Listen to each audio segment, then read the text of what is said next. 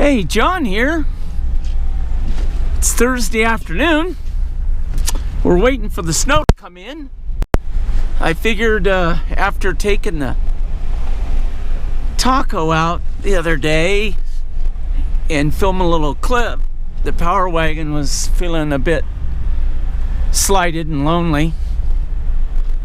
Even though it says 40 degrees, when I got in the truck, it was 39, which means, voila, the heated seats and steering wheel kicked on.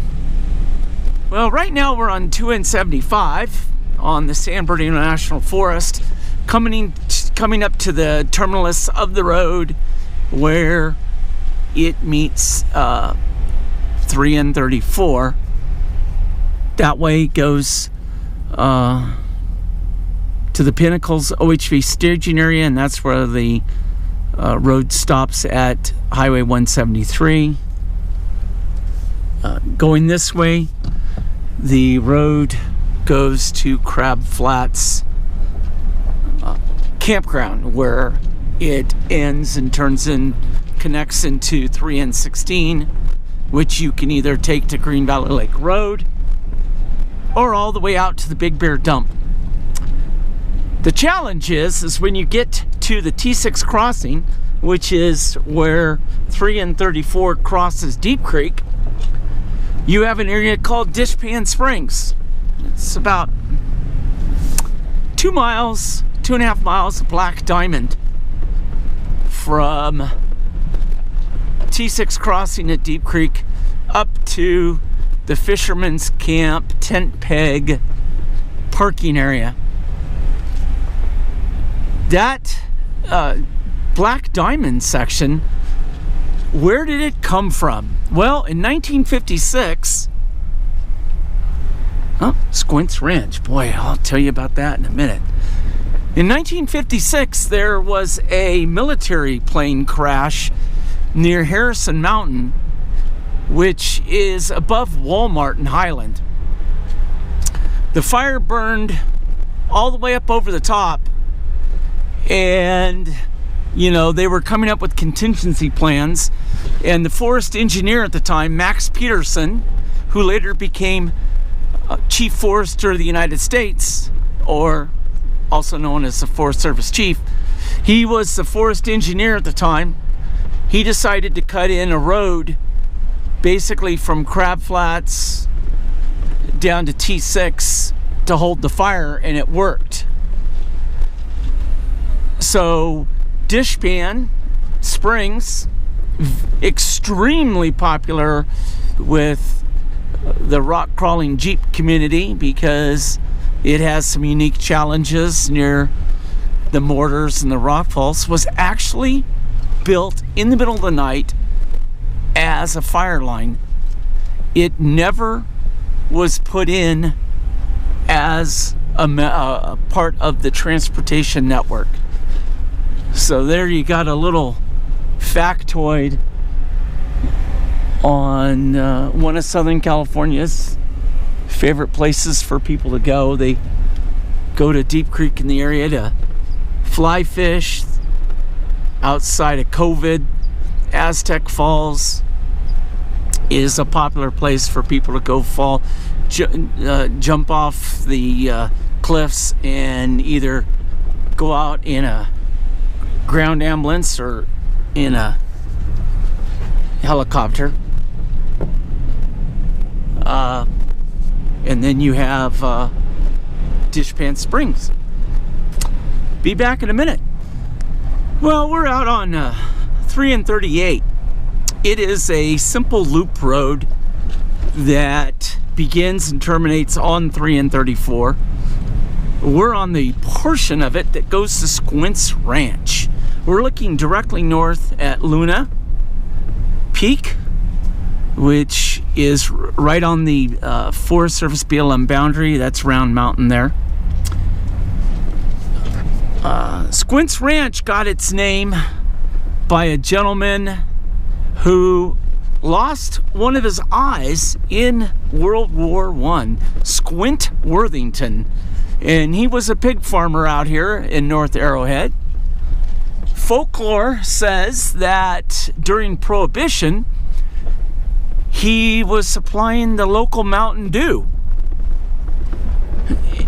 Might have been supplying it to the Tudor House, which is out near Sky Forest off of Highway 18, which during Prohibition they had a speakeasy where people could go partake.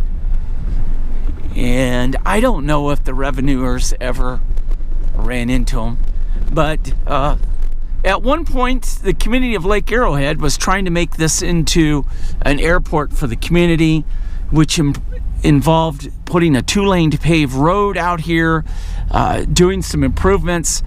The landowner at the time was trying to get public money to do this, and the FAA finally stepped in and said, whoa, wait a minute, we got a couple of problems here.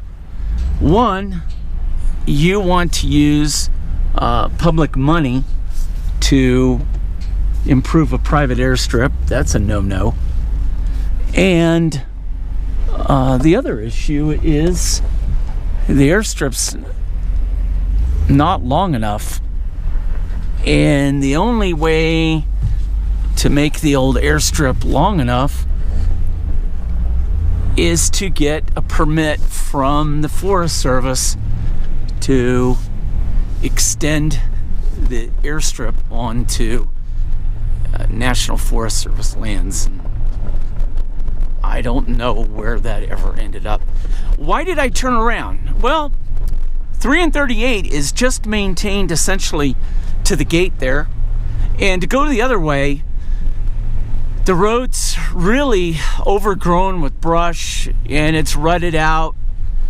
The Power Wagon basically would just be brush busting. And while, I bought this truck in white because I know I would scratch it up, to me, there's just no reason to completely pinstripe the truck just to go that way. The last time I was on that road, I was in my Rubicon, and I was surprised at how that little loop was just scratching the bejesus out of that vehicle. This is going to be a longer video and monologue because there's one other thing that I want to cover today, and it's something near and dear to my heart. Now we're looking back towards Arrowhead, and gosh, you can kind of see that weather coming in. This area, since the 90s, has just had, unfortunately, a succession of wildland fires. And it's just sad because being in the transition from, the mountains to the desert, it's naturally a dry area, which creates a huge challenge for natural regeneration. Now we're looking west. That is a dozer line that's actually a road, 3 and 34X. Right over the top is the Pinnacles OHV staging area. The Pinnacles is actually that peak right there, and there is a boulder climbing hiking trail that goes to the top, which affords a excellent view of the desert and Lake Silverwood and such. Yep, that storm's coming in at some point. Anyways, I'll be back. Okay, I'm back. I apologize for the wind noise. We'll see how much of it the $11 mic takes out. This is for my brother-in-law, Mike Trailer. This is just getting from where I started to here. And Gosh, to people recreating on Forest Service roads, drink and drive, gosh, I wonder. Considering, there's a root beer.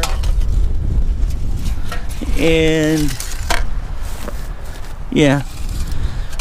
And one other thing. And Mike, Modelo wins again.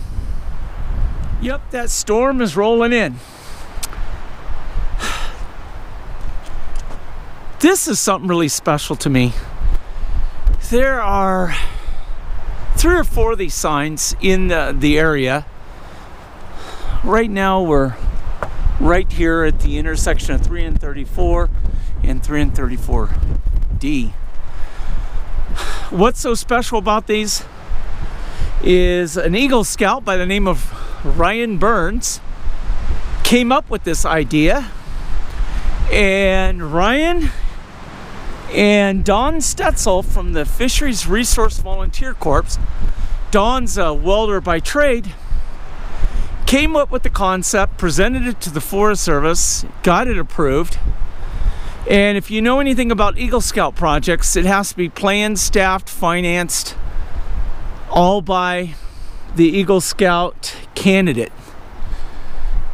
Ryan did these when he was 15 years old or so, and he's 31 now.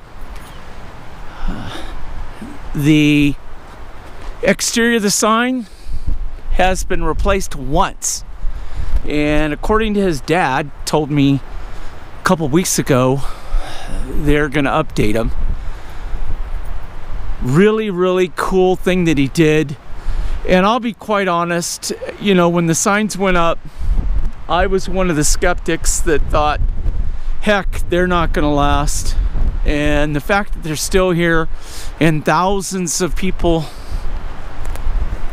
or more have looked at them over the years, really awesome. Shout out to Ryan and Don Stetzel. Next to it, we have an Adopt-A-Trail sign.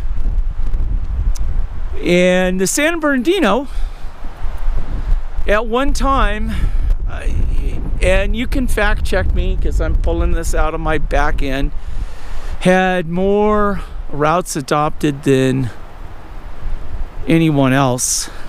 And several of the routes will have 2 clubs that co-adopt them.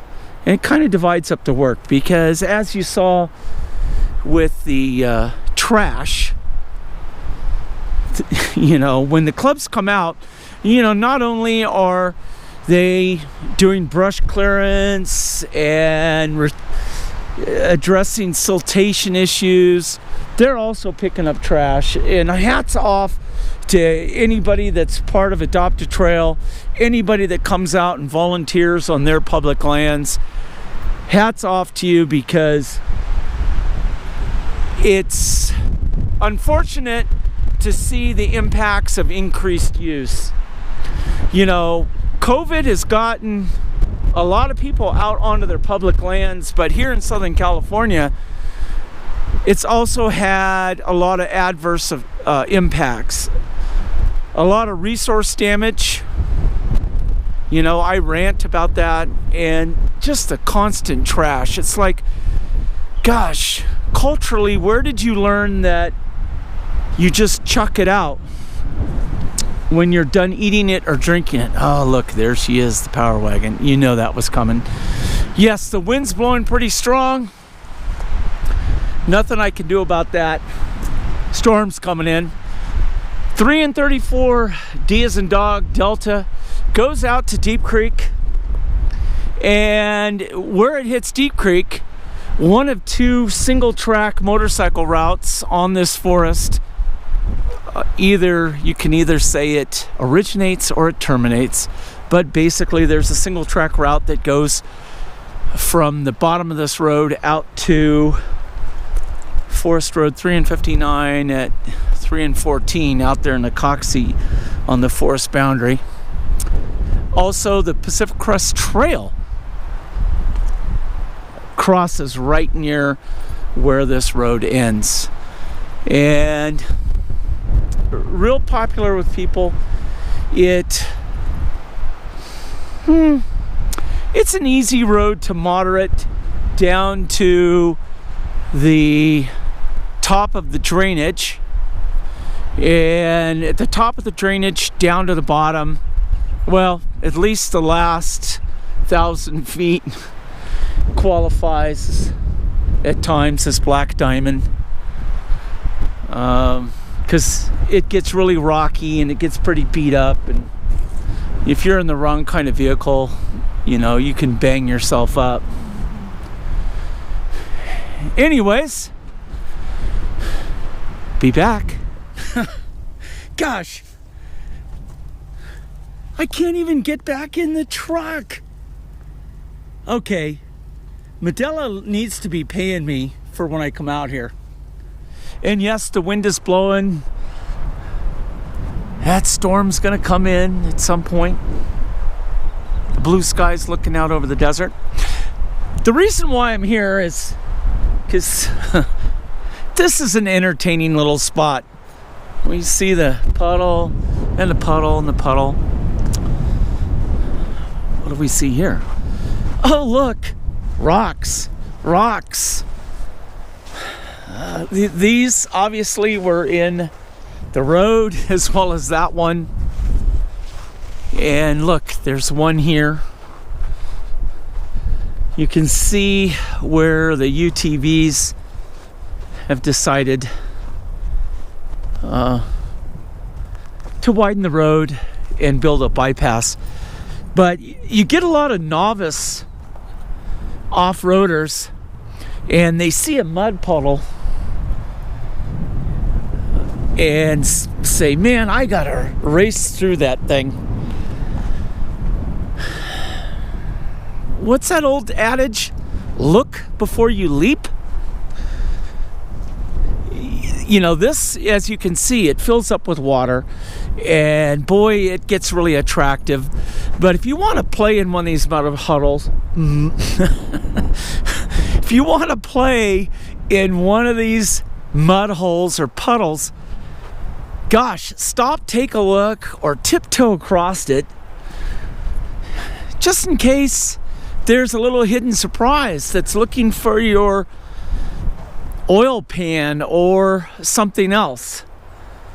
It's like if you watch Matt's Off-Road Recovery YouTube channel, he goes out to Sand Hollow constantly recovering razors that they have either jumped over the hill and came down hard and busted up the front end, or there's a couple videos where they've hit obstacles. But yeah, this is one of these spots where it always fills up with water, and inevitably somebody comes racing through here when it's full up looking for the rocks. Anyways, unless something interesting happens or it starts to snow on the way back to the house, I think we're gonna wrap up the video with the Power Wagon out here on a Thursday afternoon. I'll see you on the next one. Remember, tread lightly.